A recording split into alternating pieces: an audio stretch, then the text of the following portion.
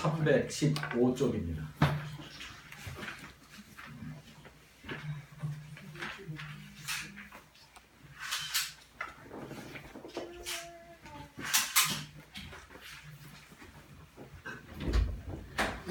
소타이틀 넘버 2 같이 읽겠습니다. 갈릴리에서부터 말씀을 전파하신 예수님께서 4장 초뒤에서 사탄으로부터의 시험을 받으심과 그 시험에 승리하신 그 일로 구속사역을 시작하시기 위한 기본적 요구 충족이라고 이렇게 말할 수가 있습니다. 좀 어렵지만은 예수님께서 이 세상에 왕으로 오셨는데 그 왕의 자격이 무엇인가? 아무나 왕이 되실 수가 있는가? 우리 인류의 최대의 수치요 실패였던 아담의 그 실패를 이분이 해결할 수 없다면, 동일한 시험을 받고 이분이 해결할 수 없다면 그분은 우리의 그 왕이 될 자격이 없는 것입니다. 그래서 나는 많은 백성들의 왕이 될 수가 있다. 왜냐하면 인류 전체가 실패해버린 그 실패를 그분이 구체적으로 승리할 수가 있기 때문에 왕이 될 수 있다. 그런 의미로서 예수님께서는 최악의 상황에서 40일을 금식하신 이후에 극단적인 상황에서 마귀로부터 시험을 받으셨는데 모두 승리하셨습니다. 승리의 그 원동력은 말씀에 대한, 하나님의 말씀에 대한 의존적인 삶, 그것이 바로 승리의 원동력이었습니다. 다시 말하면 아담은 하나님의 말씀을 그 삶의 기저로 삼지 못했다. 하나님의 말씀을 신뢰하고 따르는데 실패했다. 그러나 세상을 구원하기 위해서 오시는 예수 그리스도는 그 하나님의 말씀에 대한 철저한 의존, 이것으로서 사탄의 유혹을 이기셨다, 이런 것입니다. 그러므로 그분은 우리의 왕이 되기에 충분합니다. 이러한 승리로 말미암아서 시험자, 즉 사탄의 세력은 이제 완전히 꺾였습니다. 나머지 그분의 사역은 그 승리의 과정일 뿐입니다. 이것은 마치 대통령에 당선된 사람이 당선 확인서를 받는 일과 비견이 될 수가 있습니다. 그 후에 취임식은 당연한 하나의 과정입니다. 예수님은 이 승리를 기점으로 해서 비로소 구속자로서의 그의 초기 사역을 시작할 수가 있으셨습니다. 이미 창세기 3장 15절에서 여인의 후손에 의해서 사탄의 이 의도는 패배할 것이라고 하는 것이 정해져 있었고, 또 여인의 후손으로 오시는 예수님은 이제 당연한 승리를 마귀로부터 거두심으로 말미암아서 사탄의 손아귀에 잡혀서 죽음을 두려워하고 사는 뭇 많은 하나님의 자녀들을 다시 찾아오실 수가 있으셨던 것입니다. 예수님은 그의 취임식을 거행하시기 전에 새로운 하나님 나라 도래에 맞추어서 이스라엘의 12기둥의 인선에 착수하셨습니다. 다시 말하면 제자들 뽑으신 것입니다. 그동안 이스라엘은 야곱의 12아들이 그 뼈대를 이루는 기둥으로서 12기둥을 이루고 있었던 것입니다. 예수님께서는 백성들을 대표해서 마치 그분이 죄인인 것처럼 세례를 받으시고 아버지와 성령 하나님의 인치신 자라 하는 보증과 또 사탄의 시험으로부터 승리하신 이런 과정을 성경은 왕으로서의 준비 과정이라고 이렇게 부르는 것입니다. 마투복음의 새로운 분기점이 바로 여기서부터 발생하는데, 그래서 마치 당선증을 받은 대통령으로서 비로소 정권 인수에 돌입하는 것과 같은 행보를 예수님께서 취하신 것입니다. 그래서 마태복음의 기록자 마태는 이 분기점을 이때로부터 하는 부사 구를 이용해서 그 시간을, 그 분기점을 이렇게 설명하고 있는 것입니다. 모든 복음서는 예수님의 지상 사역을 두 부분으로 분리하여 기록했는데, 예수님의 정체성, 즉 그분이 누구신가, 이것을 증명함에 있어서 마태는 구약의 언약으로서 이분이 어떤 분인가 하는 것을 입증을 했습니다. 그리고 이분이 그렇다면 그리스도시요 살아계신 하나님의 아들로서 언약의 주체로서 이 땅에 오셨다면, 그러면 이분이 도대체 우리를 위하여, 만인을 위하여 무엇을 하실 것인가?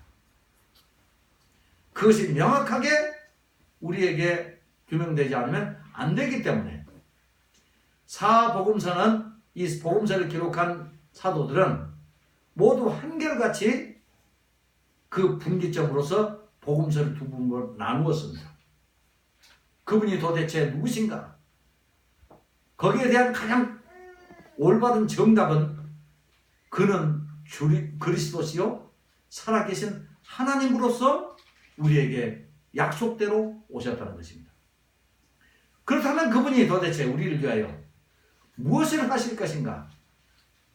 만약에 사람들이 할 수 있는 일을 그분이 하셨다면 그분은 구세주도 우리의 왕도 아닙니다.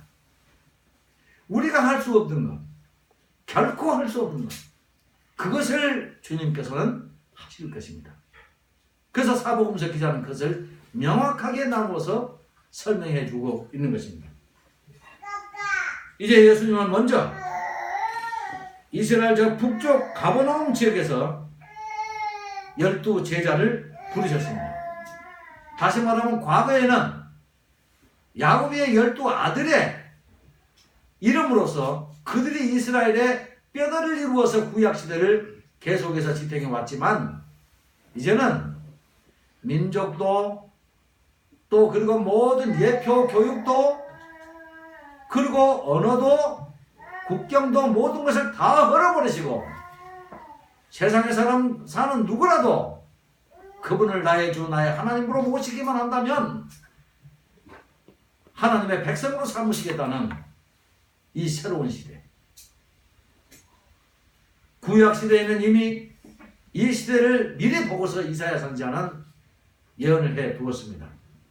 그리고 그분은 과거에 혈통으로 맺어졌던 이스라엘의 12지파를 허물어 버리시고 새롭게 이제 그분이 뽑은 새로운 이 영적 이스라엘의 기둥 12를 세우셨는데, 바로 가버나움에서부터 시작을 하셨더라 하는 사실입니다.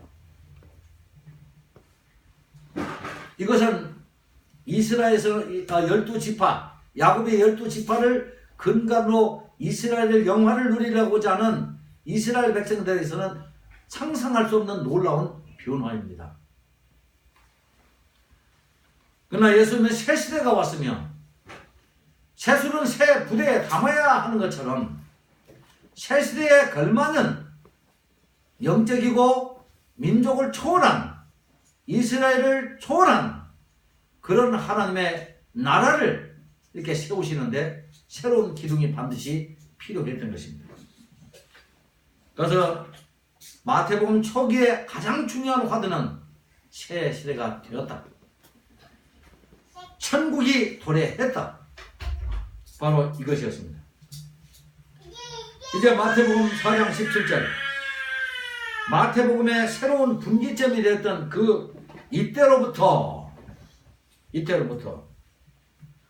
이 부분에 대해서 말씀을 나누겠습니다. 3장 2절에서 공생의 출발점에서 그분의 제1성은 무엇이었냐? 그러면 회개하라 천국이 가까웠느니라 이 말씀을 하셨어요. 그것이 선언이죠. 그의 나라를 오픈하면서 가장 먼저 세상을 향해서 그분이 내뱉으신 말씀이 회개하라 천국이 가까웠다 이 말씀을 하셨어요. 그렇다면 예수님만 이 동일한 말씀 하셨는가? 아니죠? 누구도 또 이렇게 말씀하신 분이 있지요? 세례 요한도 같은 말을 이렇게 선포했지만은 그는 이런 말을 달았어요. 내 뒤에 오시는 이의 오심, 그분이 오시는 것이 천국이 우리에게 오는 것이다, 다가오는 것이다. 이렇게 설명을 했어요. 왜냐하면 예수님은 하나님의 나라를, 새로운 영적인 나라를 가지고 오실 것이기 때문에 그렇습니다. 그러나 예수님이 천국이 가까이 왔다고 말씀하시는 그 의미는 그의 취임식과 함께 주어지는 천국의 실체를 말하기 위함인 것이었습니다. 여기서 천국의 그 현재성과 미래성에 대해서 여러분 구분하시길 바랍니다. 천국이 현재성을 가지고 있다. 이 말은 무슨 말입니까? 우리가 알고 있는 천국은 우리가 죽어서 가는 곳, 종래 우리가 들어갈 곳, 여기에만 국한되어 있어요. 우리가 천국에 간다. 예수 믿고 천국 가세요. 그럼 현재성이 없죠. 그 말에는. 그러니까 예수 믿고 천국 갑시다. 이런 말에는 앞으로 예수 믿고 천국을 갑시다 그런 뜻이에요. 그렇다 그러면 현재 우리는 천국에 살지 않다고 하는 말이 됩니다. 그래서 이 말을 사용할 때는 우리는 조심해야 할 필요성이 있다 그런 얘기입니다. 왜? 천국에 현재성이 있기 때문에 그렇습니다. 미래의 천국이라고 하는 것은 요한계시록이 이제 말하고 있는 그 완성된 그런 천국이지만은 여기서 다루고 있는 천국 개념은 하나님의 나라의 주인을 직접 보고 교제할 수 있다는 점에서 천국의 현재성을 말하는 것입니다. 주님께서 이렇게 말씀하셨죠. 빌립이 예수님 하나님 아버지를 딱 한 번만 우리에게 보여주세요. 보고 싶은 거예요.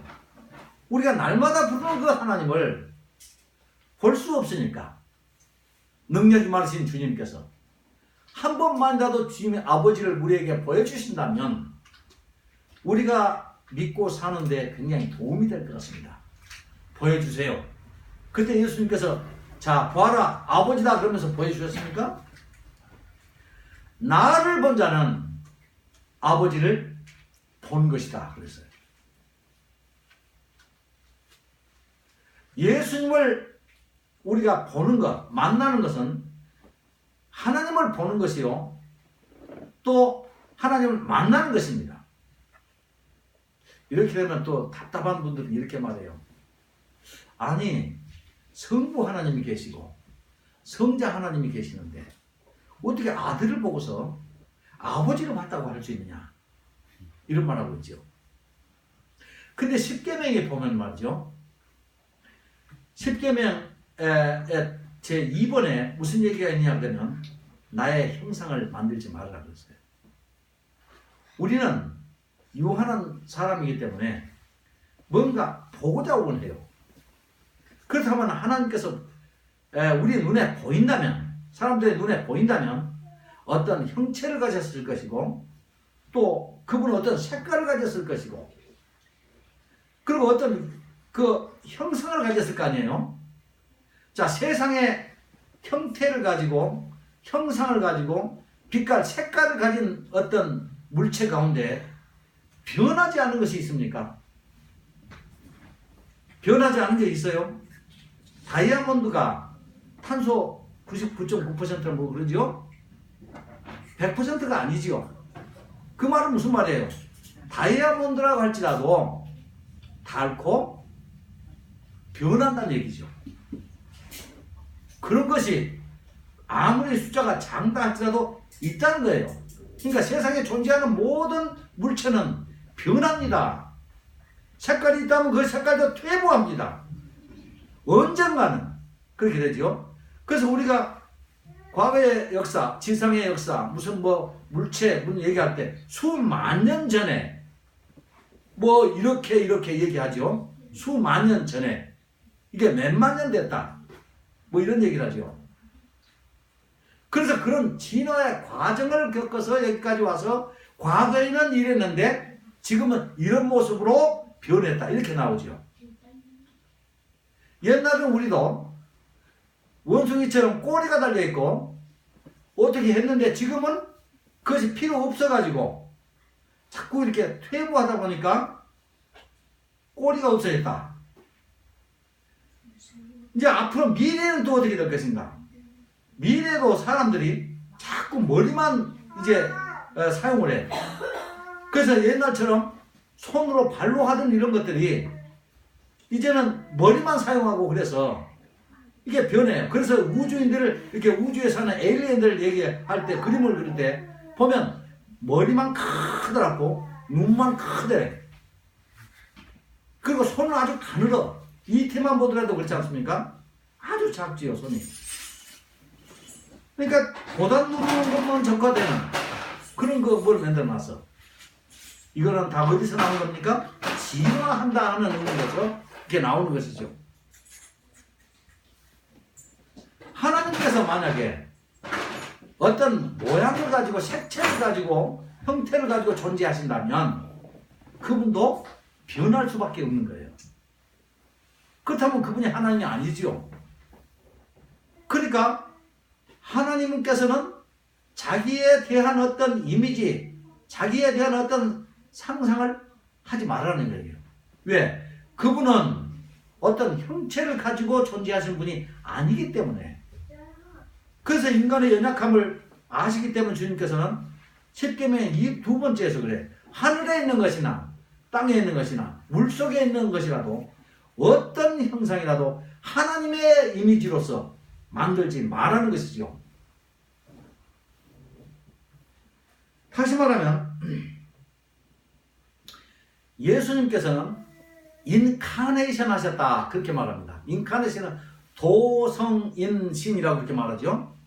다시 말하면 말씀이셨는데 빛이셨는데 요한의 표현대로 하자면 그분이 세상에 오시면서 우리와 동일한 육체를 입고 오셨다. 그것이 요한의 선언이에요. 그래서 인카네이션을 하셨다 이렇게 얘기합니다. 그러니까 예수님의 주장은 아버지가 내 안에 내가 아버지 안에 이것을 가능하게 해주시는 분이 성령님이시다. 성령에 의해서 우리 또한 아버지 안에 아들 안에 들어가서 완전한 유니온 일체를 이룰 수가 있다. 이것이 주님의 논법이에요. 그러니까 우리가 주님을 말할 때 어떤 우리와 같은 어떤 형태를 가지고 하나님의 형상 이렇게 말하는 것이 아니라 하나님의 형상을 말하자면 그분은 말씀이세요. 요한이 그걸 아주 잘 표현하고 있죠. 말씀이에요. 진리 그 자체이십니다. 진리가 무엇입니까? 어려운 게 아니죠. 참이에요. 참.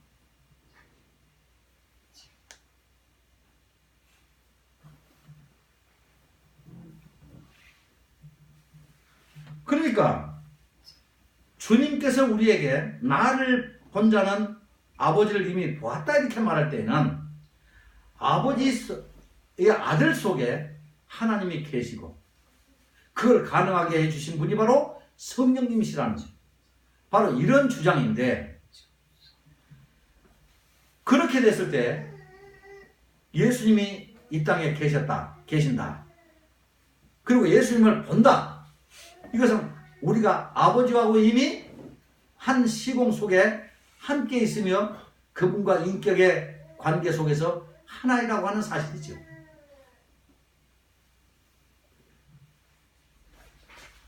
그러니까 대부분의 그리스도인들이 오늘 지금 우리 속에서 이루어지고 있는 하나님의 나라, 천국을 누리지 못하는 분들이 너무 많다는 사실입니다.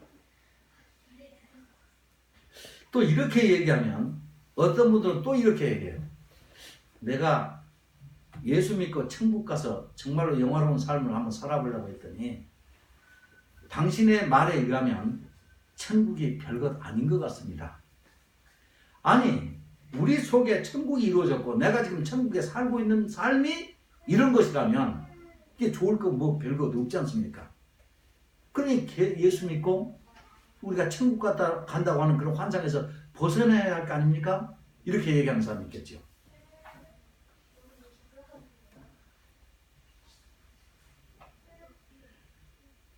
하나님과, 다시 말하면 하나님과 우리가 현재 만나고 그분과 교제한다는 이것이 얼마나 행복한 것인지 사람들이 모르고 있기 때문에 그 환희 그리고 그 아름다운 세상을 여러분들이 누리도록 하기 위해서 필요한 사람이 누굽니까? 복음을 전하는 자들이에요. 우리가 복음을 깊이 알면, 예수님 말씀하시고 사도들이 말하는 이 복음을 온전히 이해하면, 우리가 비록 몸은 이 세상에 있을지라도 우리는 천국의 그 아름답고 환희에 찬 그런 상황을 충분히 우리는 체득하고 살 수가 있게 되는 것입니다. 내가 천국을, 현존하는 그 천국을 내가 깊이 느끼지 못한다고 하는 것은, 거꾸로 말하자면 여러분들은 앞으로 그런 잘못된 신앙을 버리고 예수님을 깊이 만나는 인격적인 만남을 훈련하고 또 그렇게 해서 그런 길을 만나야 된다는 얘기예요. 그것이 여러분에게 남겨진 숙제입니다. 그렇다고 천국이 그러면 완전하게 우리 사회 속에서, 우리 속에서 이루어질 수 있는 것인가? 그렇습니다. 이루어질 수 있죠. 그러나 천국은 하나의 과정이 있어요. 완성되는 하나의 과정이 있어. 영적으로는 우리 속에서 충분히 이루어졌지만은, 그러나 역사적으로 앞으로 이것이 완전한 종식을 맞춰져. 그래서 요한계시록에 말하는 그 신천지 새로운 나라가 우리에게 완전히 도래할 때까지는 역사적인 시간이 아직도 좀 필요하다, 그런 얘기지. 사실 내용면에서 보면 우리가 충분히 하나님과의 교제 가운데서 그 천국을 누려야 된다는 사실이에요. 그렇다고 앞으로 역사와 함께 완성되어질 그날, 그 전에는 우리가 미완성 상태라고 말한다면, 미완성 상태의 그 천국 개념을 지금 우리가 지상에서 누릴 수 있는 이 천국의 열등 개념으로 이해할 수 있느냐? 그렇지 않다고 제가 말씀드렸죠. 왜 나는 천국을 누리지 못할까? 왜 나는 아버지와 그 아들과 성령의 완전한 연합을 이루지 못할까? 그것을 이루지 못하게 하는 것은 원인이 뭐겠습니까? 불신, 죄 때문에 그렇죠. 그것을 우리가 벗겨내야 됩니다. 지금도 말씀 안에서 우리는 성령 하나님의 도움으로 사도 바울처럼 무한하고 거의 완벽에 가까운 교제를 그분과 함께 누릴 수가 있는데, 이러한 가능성을 바울의 3층천 경험 표현으로 말해주고 있기 때문에 그렇습니다. 바울 사도가 로마서를 쓰면서 천국의 그 하나님과의 완전한 그 교제, 이것을 얘기하면서 엄청난 자기의 경험을 말해요. 근데 하나님과 진리 안에서 이렇게 가까워지고 또 가까워지고 만나면 만나고 더 깊은 만남을 할수록 그 진리 안에서 자기가 점점, 이렇게 말하자면 어센트가 되는데, 그 진리 안에서 하나님과의 교제가 얼마나 황홀했던지, 이렇게 말합니다. 내가 땅에 발을 딛고 있는지, 지금 내가 천국에 가 있는지 분간할 수가 없다. 자, 바울 사도도 깊은 말씀 가운데서 성령의 인도하심으로 말미암아서 주님과 그 하나님의 계획하심과 예수님의 그 구속하심과 그로 인하여 완성될 그 하나님의 나라에 대한 그 실체를 깊이 들어가 보니까 몸이 분명히 자기는 땅에 있는데 완성된 하나님의 나라에 이미 가 있는 것처럼 그 황홀지경을 그렇게 설명했다는 얘기예요. 그렇다면 바울 사도도 사람이지 않습니까? 사람이 그걸 느꼈어요. 어떻게? 진리하면서. 그다음 우리는 느낄 수 없단 말입니까? 그걸 가능케 하시는 분이 있어요. 우리와 함께 따라합시다. 보혜사. 그분이 하시는 일이 바로 그거예요.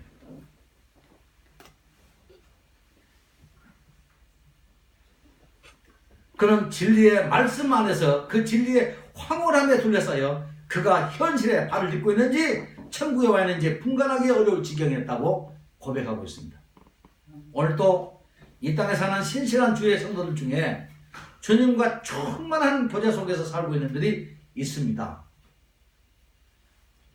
그들에게 있어서 계시록에 표현된 완전한 천국의 그 환경, 그것은 크게 문제가 되지 않습니다.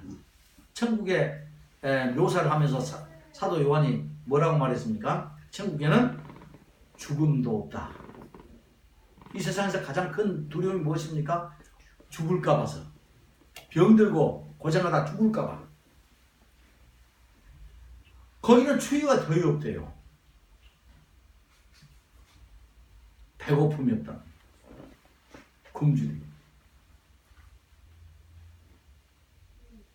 우리가 천국을 사모하는 가운데 왜 사모하느냐 그러면 세상에 없는 것들이 거기는 있다고 하니까 그것을 사모하는 사람들이 많이 있죠.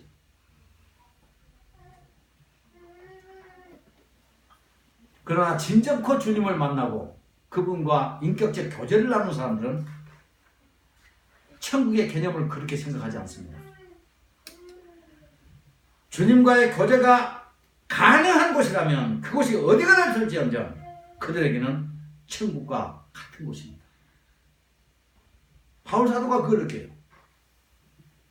완성될 천국은 주님 한 분으로 만족하는 사람들에게 주시는 상급일 뿐입니다. 환경이 중요한 거 아니에요. 모세가 말이죠.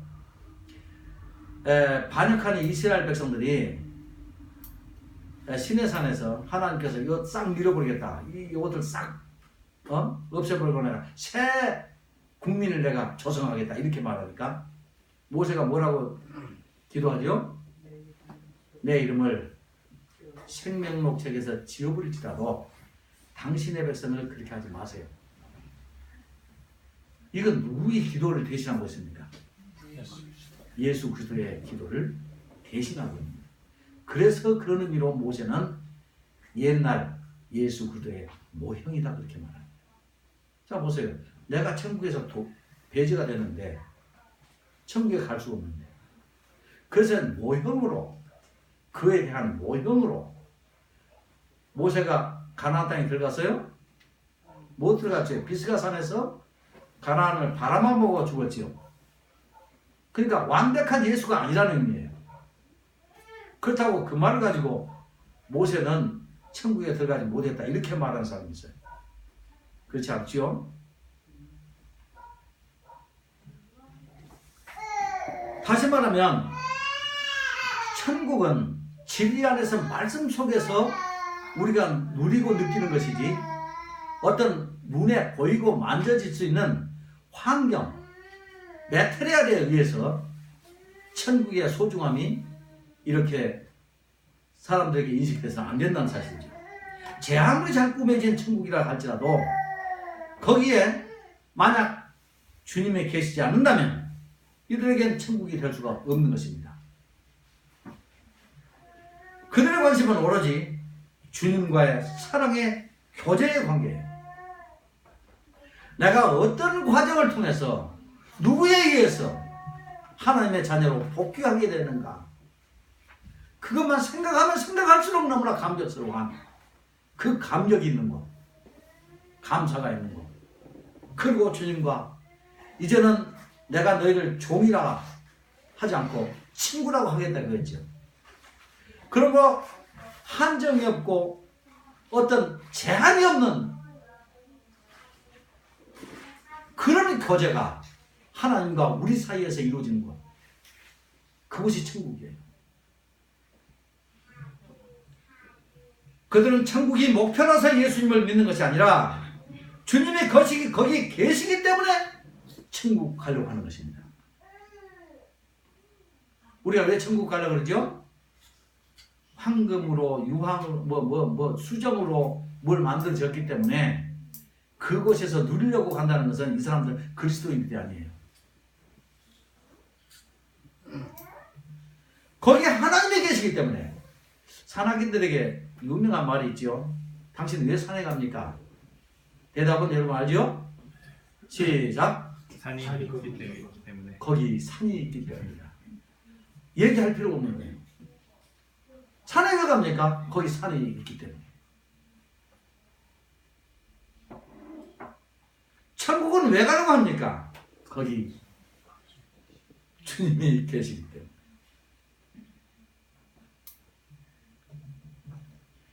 유일한 아들까지도 아끼지 아니하시고 우리 모두를 위하여 속죄 제물로 주신 그 사랑을 경험한 성도들은 그분의 말씀 속에서 그분을 만나고 오늘 또 천국을 경험하면서 살 수가 있다는 얘기예요. 그러므로 성령은 우리를 말씀을 가지고 그분과 우리를 하나가 만들고 거리낌 없는 교제가 이루어지도록 부단히 노력하시는 분이 성령님이세요. 성령님에 의해서 예수님의 아버지와 하나가 있듯이 우리도 예수님과 아버지와 완전한 하나를 누리고 연합을 누리고 기쁨을 누리고 살 수 있다, 그런 얘기입니다. 우리가 누려야 할 참된 기쁨은 진리 안에서 연합의 과정이에요. 이런 점에서 천국은 이미 성도들 안에 현존하고 있다. 그래서 이것을 말할 때 천국의 현존성이다, 이렇게 말한다고 했습니다. 여러분, 나는 여러분들이요 꼭 죽어서만 천국을 가려고 하지 말고 지금 말씀을 깊이 살펴보면 그 말씀 속에서 예수님이 우리와 얼마나 함께 하고 싶어 하는지, 인격적으로 바른 관계를 누리고 싶어 하는지 이걸 깨닫게 될 것이고, 그렇게 될 때 우리는 이미 예수님과 마찬가지로 천국에 살 수가 있는 것입니다. 이 점에서 기독교의 성도들은 두 가지 유형으로 나눠질 수가 있는데, 타종교의 교주들보다도 예수님 하나님이 더 위대하고 능력이 많으신 힘을 갖고 있기 때문에 내가 원하는 이 번영을 그분을 통해서 이룰 수 있다. 아멘.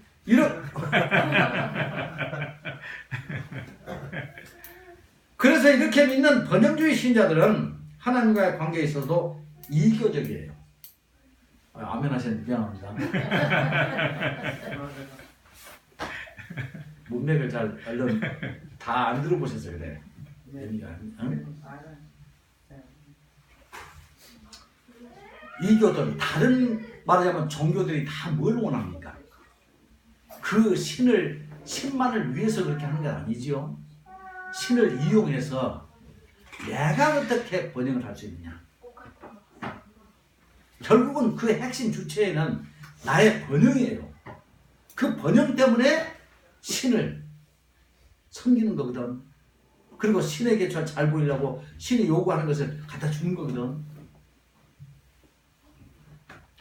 참된 성도들이 주님과의 관계를 저해하는 내 속에 속된 욕구를 버리고 하나님과의 관계를 더욱더 심화시키기 위해서 기도라는 방법을 택해요. 여러분, 기도가 뭔지 아십니까?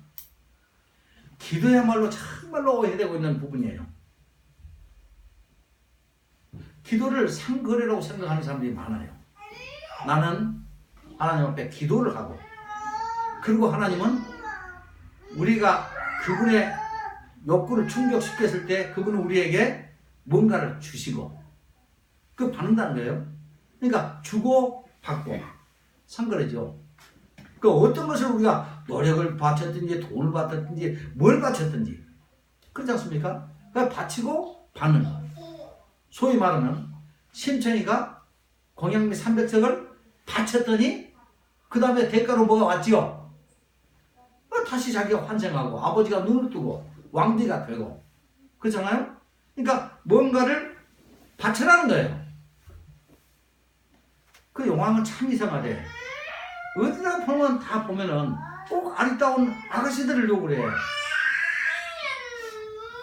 그랬더니 뭐가 왔다 이거거든. 그러니까 심청이는 믿음이 참 좋은 사람이야. 그렇게 하면 아버지가 눈을 뜰 수가 있다는 걸 굳게 믿었어.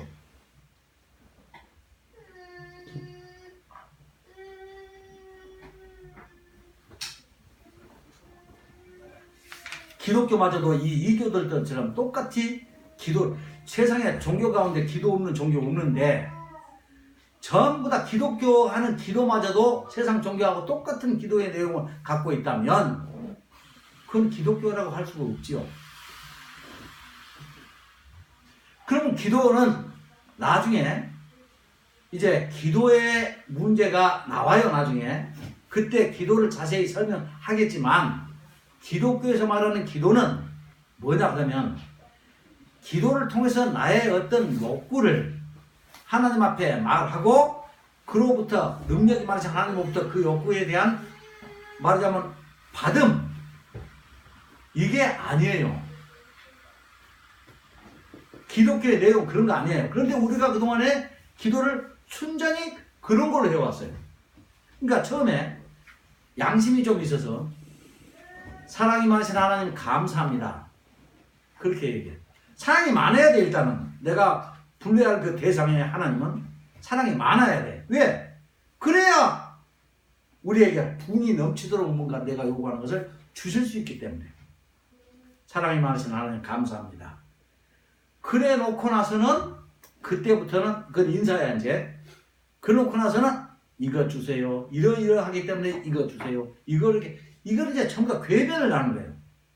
내가 이렇게 하면 하나님이 기뻐하실 거예요. 자기가 정해놓은 걸 이렇게 하나님 앞에 자꾸 강변을 해. 그러고 주세요. 그러고 끝나. 아멘. 근데 예수님께서 우리에게 모범적인 기도를 실제로 가질 때 그 내용을 분석해 보면 그런 내용이 전혀 없어요. 심지어는 우리에게 일용할 양식을 주시옵소서. 그렇게 하니까 먹을 걸 달라고 그랬다. 오늘 먹을 걸 달라고 그랬다. 그러니까 우리를 위해서 기도하라고 했지 않냐. 근데 보세요. 우리에게 먹을 것을 풍성히 주시옵시고 이렇게 하면 좋을 것을 일용할 양식을 달라는 거예요. 자, 그러면 일용하는 하루 양식을 말하는 거예요. 하루 양식. 그 하루 양식을 먹고 나면 또 떨어지잖아요. 또. 근데 하루 양식을 왜 구하느냐는 것이죠. 그것은 나는 지속적으로 하나님을 떠나서 살 수가 없습니다. 그런 믿음의 표현이에요. 나는 끊임없이 당신의 보호가 필요한 사람입니다. 다시 말하면 나는 주님 없으면 못 살기 때문에 주님과 끝까지 나는 붙어서 기생을 하겠습니다. 이런 의미거든. 그러니까 이것을 주님께서 그 다음에 또 무슨 말씀하셨어요? 무엇을 먹을까? 무엇을 마실까? 무엇을 입을까? 그것은 누가 구하는 것이라고? 이방인들, 타 종교에 믿는 사람들이 구하는 것이다 그 말이죠. 그러면서 너희는 그것을 구하지 않았어도 내가 너희들의 필요를 안다. 그러면서 어떤 말을 인용하셨죠? 들에 백합화를 봐라. 하늘에 새를 봐라. 그렇게 말해요. 다시 말하면 내 아버지께서 천부께서 너희들의 필요한 것을 다 아신다. 그 말은 알고 주지 않는다는 얘기 아니라 채워주신다는 얘기죠. 그러니까 하지 말라는 얘기예요. 말하자면. 그렇기 때문에 그런 의미로 봤을 때 일용할 양식을 주옵시고 그 말은 네가 구하지 않으면 나는 안 줄 것이고 네가 구하면 주겠다. 그런 얘기입니까? 내게 의존적인 삶을 살아라. 그런 말 아니겠어요? 근데 왜 꼭 먹는 것만 얘기합니까? 주님 없으면 살 수가 없습니다. 한 시간도 하루도 살 수가 없습니다. 나의 삶의 모든 것은, 나의 생명의 모든 기초는 바로 당신에게 있습니다. 이렇게 의존적인 삶을 살아라, 이런 의미예요.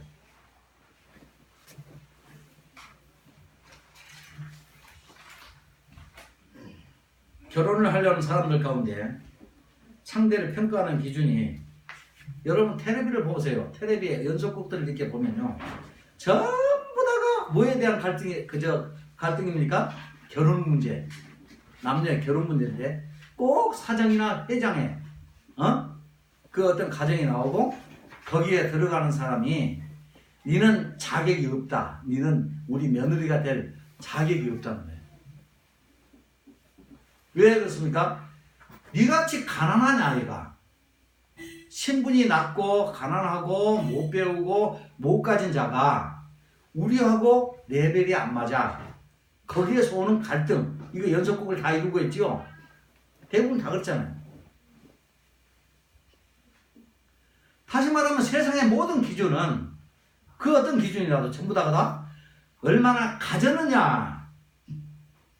결혼하려고 하는 사람들이 이력서를 딱 써내는데, 나는 학력이 높아. 그러면 학력이 높다는 얘기입니까? 앞으로 발전 과정이, 가능성이 좋다는 얘기 아니겠어요?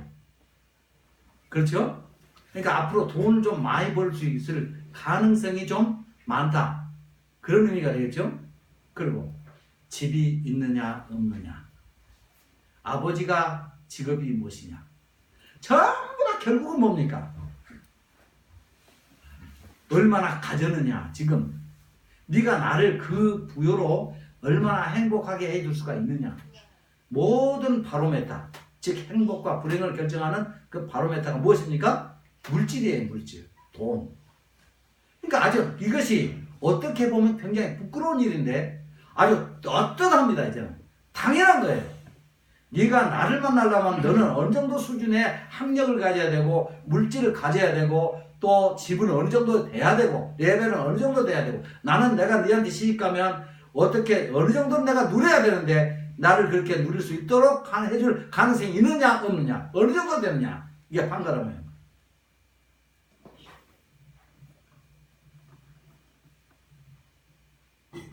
그러니까 정당하게 가장 필요한 것은 무엇입니까? 바로 상대를 평가하는 신앙, 인격, 그의 성실함, 건전한 의식에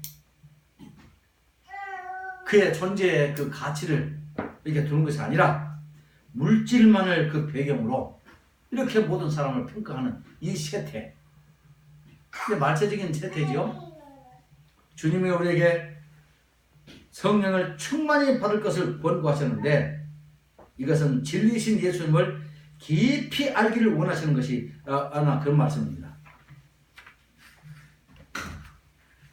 저는요, 연속극을 딱 하나 봐요.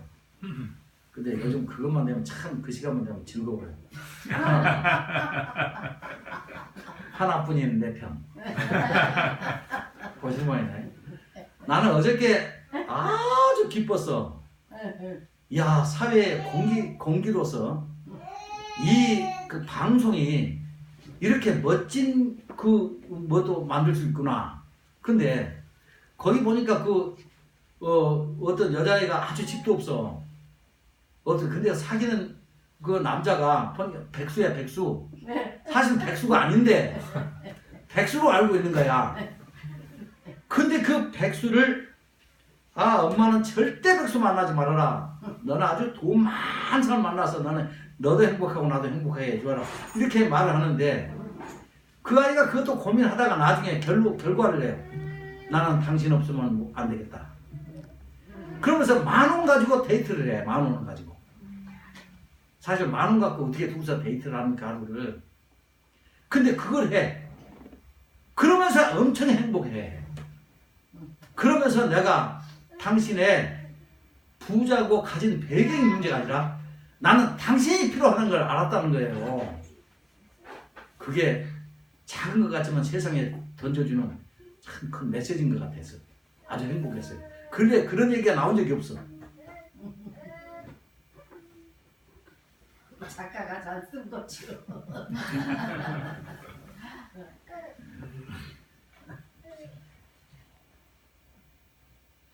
우리가 주님을 깊이 할 때 주님과의 인격적인 교제, 주님이 무엇을 우리에게 하셨는가? 이걸 우리가 깊이 안다면 물질적인 어떤 것으로서 평가하지 않을 거란 말이에요. 나의 번영을 위해서 그분을 잘못 이해하지 않을 거란 말이에요.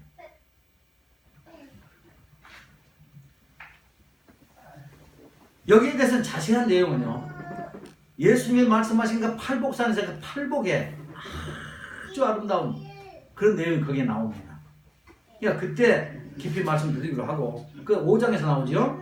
지금 우리가 4장을 지금 나누고 있습니다. 마태는 그의 복음서에서 이 천국이란 말을 무려 마태복음 내에 37번이나 나와요. 그러니까 마태가 지금 이 참된 그 천국이 어떤 것인가, 그리고 우리가 누려야 할 그 천국의 현존성, 이것을 깊이 우리에게 제시하고 있다, 이렇게 말할 수가 있습니다. 세례 요한의 증거도 예수님이 가져오실 그 천국에 집중하고 있습니다. 근데 세례 요한도 물질적으로 화려한 그 천국을 말하는 게 아니에요.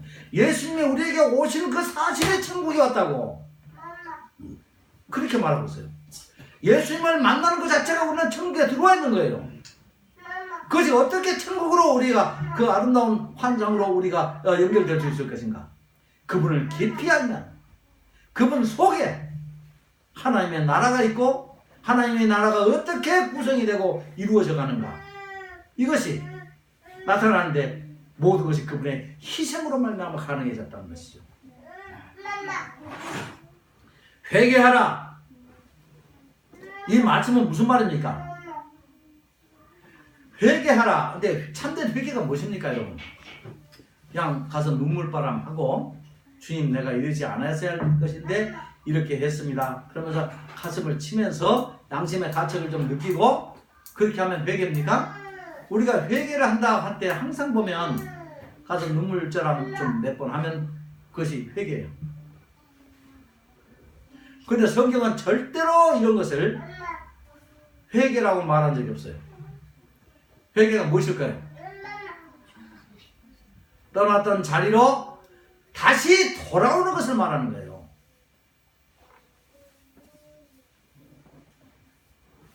떠나버렸던 자리, 어디서 떠났습니까? 하나님으로부터 떠났지요. 그러므로 완벽하게 다시 돌아올 때까지는 회개가 아니에요. 그저 양심에 좀 꺼리고 뭔가 좀 해서 좀 눈물바람 했다고, 요새 그 사람들의 눈물도 참 오염이 많이 됐어. 여러분 눈물에 속지 마시길 바랍니다. 회개하라, 천국이 가까웠다, 그 말은 예수님이 오시는 것을 천국이 오셨다고 얘기한다면 그분을 만나려면 어떻게 해야 되겠어요? 회개하는 거예요.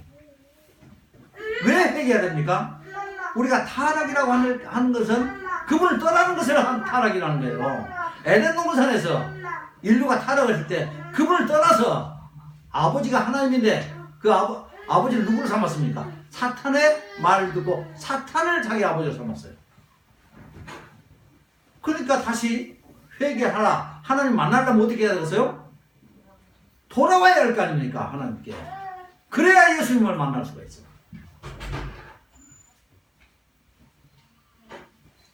이런 의미로 마태복음에서 천국의 장이라고 불리는 13장 알지요? 13장 천국은 하고 말하는 마태복음 13장 유명하죠. 천국장.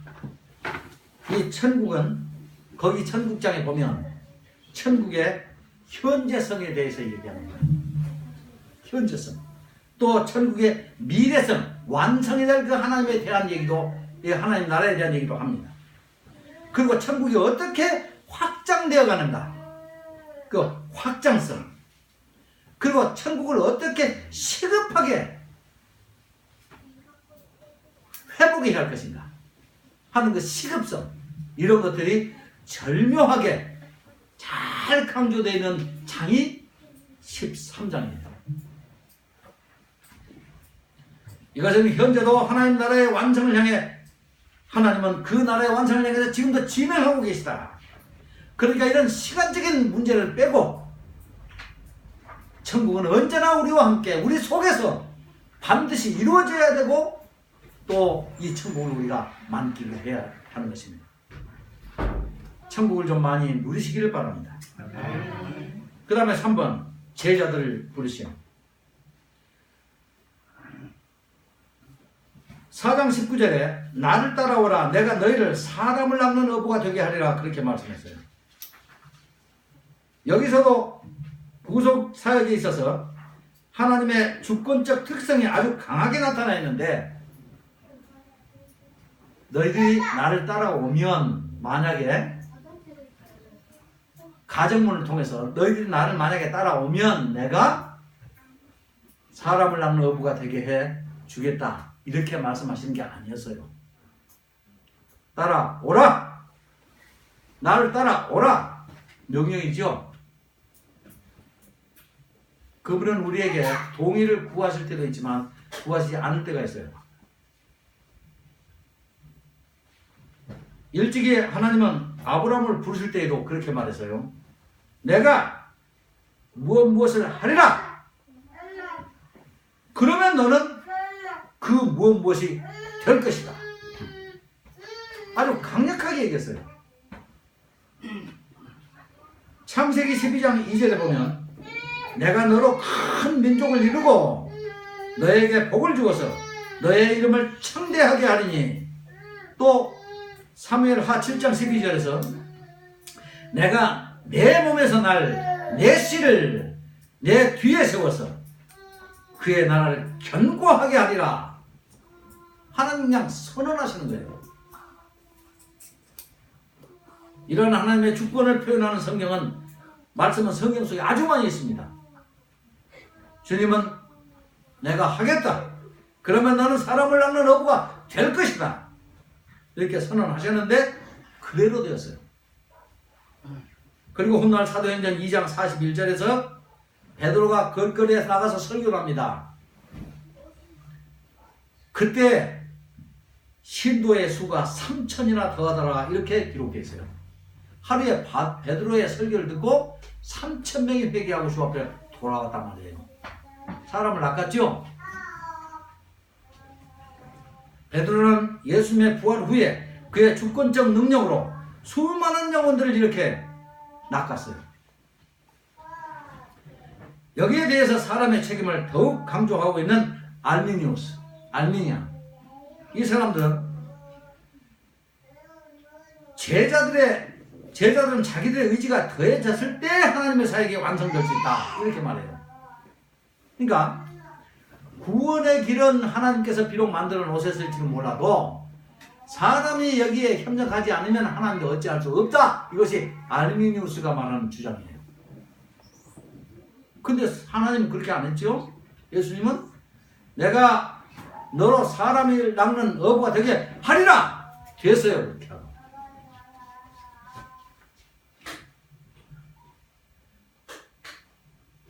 빛이 있으라! 있었어요. 만들어졌습니다. 사람이 그들의 의지를 보탬으로써 하나님의 사역이 성취될 수 있다는 주장과 사람의 전적인 무능력을 인정하지 않는 그들이 예수님의 주권과 계속의 은혜를 어떻게 인정할 수가 있겠습니까? 그래서 엄격히 보면 알미니안들은 기독교인들이 아니에요. 근데 이 사람들이 한기총의 주요 멤버가 되어 있어요. 그 사람들이 자기의 이익에 반하는 어떤 단체나 어떤 사람이 나타나면 이단 이렇게 말해요. 이단의 정의를 그들이 만들어요. 이게 말이 되는 얘기입니까? 그들이 핵심 주체예요. 한기총은 어떻게 하든지 많은 단체, 많은 교파가 자기들에 가입하면 그래서 그건 정치적인 힘을 발휘하면 이것이 기독교가 흥왕하는 것이다. 이렇게 생각해요. 웃기는 거죠. 예수님은 갈릴리 지경 가버나움 지역을 배경으로 해서 천국 복음을 가르치기 시작하셨는데 이 일 또한 우연히 된 것이 아니라 구약 성경에 예언을 성취하는 일이 되었다. 이렇게 성경이 뒷받침하고 있어요. 이스라엘 역사에서 이 가버나움 지역, 이 북쪽 이 변방에 위치한 이 지역은 항상 침략을 많이 받았어. 어떻게 보면요, 우리나라 저 북단 압록강, 두만강 그쪽 지역에 있는 사람들이 침략을 가장 많이 중국으로부터 받았을 것 같아요. 그렇죠? 아무튼 침략하면 거기 들어와야 되니까. 혹시 김정은이 그래서 중국에 그 혈통이 좀 들어가가지고 그렇게 독한 놈들이 있는가 싶어?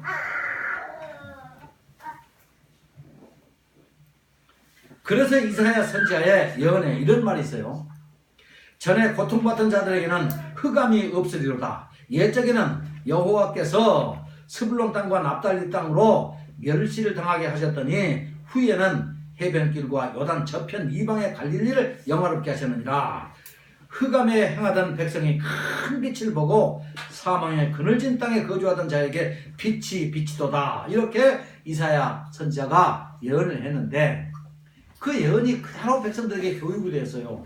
그래서 나다나엘이 우리가 누구를 이렇게 어떤 그 예수라는 분을 만났는데 대단한 분이더라고. 너 와보라 그러니까 이분이 뭐라 그러는 줄 아세요? 나다나엘이 아니 갈릴리에서 저 위에 갈릴리 북쪽에 있죠? 그쪽에서 무슨 선한 것이 나올 수가 있냐고. 그쪽 사람이라면 아니 거기에서 무슨 선한 것이 나와. 이러면서 예수님을 무시했어요. 주님은 구속사가 진행되어 오는 동안 가장 심한 고통을 받고 무시됐던 그 지역부에서부터 시작해서 복음의 빛을 선포하셨어요. 그리고 주님은 각종 병으로 고통받는 사람들을 치료하고 고치셨습니다. 이것은 새로운 나라에 초대된 자기 백성들을 천국의 왕이신 예수님이 모든 고통으로부터 해방시키시면 당연한 이치기도 한 것입니다. 생각을 해보세요. 예수님께서 이적을 많이 행하셔서 병자, 문둥병자, 안진뱅이 할 것 없이 죽은 사람마저도 다 살렸지요. 이렇게. 그러니까 이것을 오해하는 사람들이 있어. 그래서 우리들도 기도만 열심히 하고 참된 믿음을 가지면 우리들도 어떤 불의 종들도 그렇게 할 수 있다. 그래서 요즘 여러분들이 하나님 앞에 기도하면 주여 이적을 나에게도 나타내시고 그렇게 기도 안 해보신 분 없지요. 나도 그랬어요. 옛날에 목사가 되고 나서도 주여 이 손에서 뭔가 나타나서 저 병든 자를 낫게 해주시면 내가 목회하는데 굉장히 크게 발전하겠습니다. 막 그렇게 믿는 자는 뭐든지 다 할 수 있다. 더 큰 일도 할 수 있다. 그런 말씀을 더 섞어가면서 막 그렇게 했어요. 근데 예수님은 3년밖에 사역을 안 하셨거든. 그러면 3년 동안에 살린 환자들, 병자들, 불구자들 이런 사람, 그럼 그런 사람들만 예수님의 혜택을 받겠습니까? 아니죠. 뭔가 미래성이 있어야 되고 미래에 주어질 어떤 뭔가 있어야 될 거 아닙니까? 그럼 그때 왜 그렇게 하셨냐 그러면 예수님이 우리의 왕으로 오셨는데 힘없는 왕이 아니라 그분은 우리의 모든 자기 백성들, 자기 나라에 들어온 자기 백성들의 근본적인 문제를 해결하실 수 있는 분이다. 이것을 가르쳐 주시기를 원했던 거예요. 그래서 자기에게 오는 백성들은 누구라도 다 낫게 해주시고 먹여주셔서 굶주림을 면하게 해주셨어요. 그러면 예수 믿는 사람들 모두에게 다 그렇게 하는가? 그게 아니라 상징적으로 하나님 앞에 나오고 하나님 나라에 귀하는 모든 사람들에게 근본적인 모든 문제를 앞으로 해결 다 해줄 수가 있는 분이다 하는 것을 계시하기 위한 것이에요. 그는 아직도 천국에 현재 성도 있는가 하면 앞으로 장래 성도 있죠. 미래성. 미래에 완성될 그 하나님의 다시 말하면 세례 요한이 바라보던 그 나라에서는 이제 그것이 완전하게 해결된다.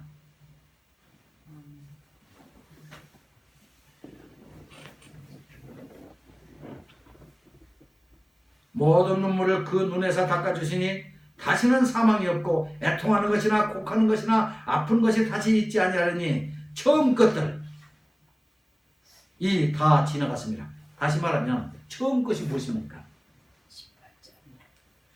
창조된 물리적인 세상, 이것이 영적인 하나님 나라가 완성이 되었을 때 이제 없어진다는 얘기죠. 사라진다는 얘기죠.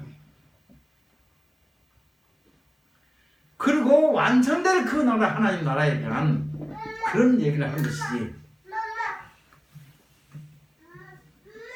이때 신비한 치료를 받았거나 그 광경을 본 사람들은 그 치료를 통해서 이미 자기들을 가까이 와 있으며 전에 경험해보지 못했던 하나님 나라의 임하심과 그 나라의 왕이 어떤 분인지를 직접 체험하게 되었을 것입니다. 아, 우리의 왕은 무력하고 힘이 없는 저런 사람이 아니라 바로 우리의 모든 문제를 근본적으로 해결해 줄 수는 바로 그분이다. 그러나 아직도 점진적으로 하나님 나라가 아직도 완벽하게 이루어지지는 않았다. 완성되는 날 더 이상의 우리에게는 그런 질병, 고통, 굶주림, 추위, 더위는 없을 것이다. 세상에는 두 부류의 왕들이 있습니다. 백성들 위하는 왕과 백성을 통치 도구로 여기는 왕. 진정한 왕은 백성들의 아픔과 고통을 서로 공유합니다. 이 왕은 굶어 죽는 자기 백성들을 책임질 수 없는 오늘날의 북한의 통치자들과는 구별이 되는 것입니다. 이사야 선지자는 하나님 나라의 왕에 대해서 진술하기를 이렇게 말했어요. 우리의 왕인데 그분이 실로 우리의 질고를 지고 우리의 슬픔을 당하였다. 그가 찔림은 우리의 허물 때문이요 그가 상함은 우리의 죄악 때문이다. 여호와께서 그에게 상함을 받게 하시기를 원하사 질고를 당하게 하셨으니 그의 영혼을 속건 제물로 드리기에 이르면 그가 씨를 보게 되며 그의 날은 길 것이요 이렇게 말했어요. 그 결과로 그가 나라들을 놀라게 할 것이며 그때 이 백성들을 통치의 도구로 생각하는 왕들은 그로 말미암아 입을 봉하리니 이는 그들이 아직 그들에게 전파되지 아니하는 것을 볼 것이요 아직 듣지 못한 것을 깨달을 것이니라 이렇게 예언했습니다.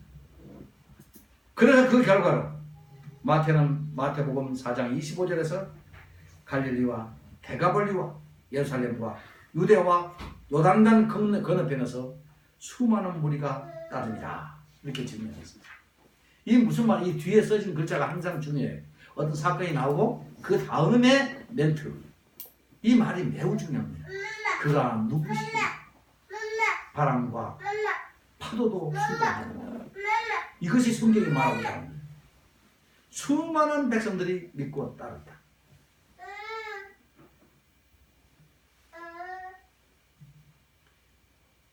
이분이 충분히 믿을 만한 우리의 영적인 왕이라는 그 사실을 제시해 줍니다. 따라라. 믿어라. 이렇게 말해주고 있는 것입니다. 5장은 다음 주에 하게 될 것입니다.